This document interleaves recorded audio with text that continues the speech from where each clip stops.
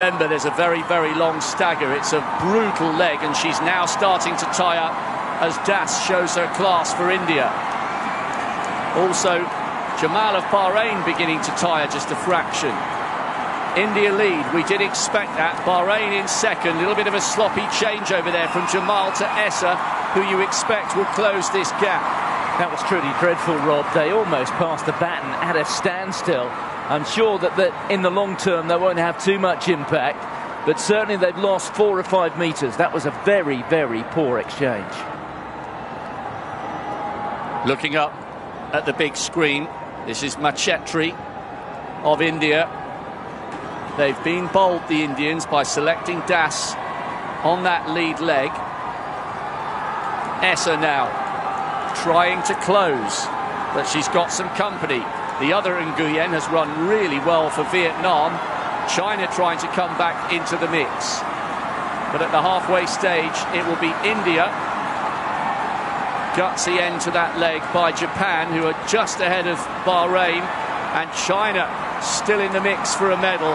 But now we get to watch Odion storming around that first bend. Well, we know that Odion is the fastest woman on the continent. What we don't know, though, is having gone off as she has done. Look at her there, looking quite majestic in second spot.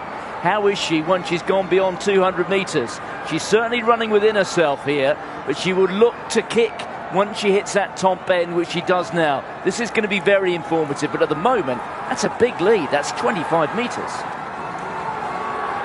The Indians put their best athlete out lead leg. It will be left to Valuva Korath to anchor them home. She has a huge lead.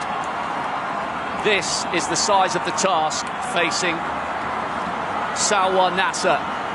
India with a lead of somewhat 30, maybe 40 metres.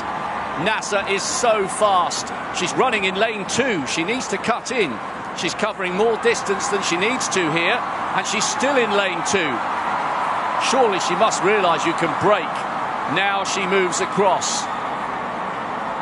She is one of the fastest women in history over 400 metres, but this lead looks too big for even her to close down.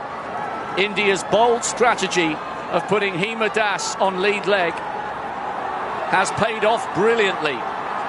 They've won the last 4, and in some style they are going to make it 5 Asian Games title in a row in the women's 4x4. India take it.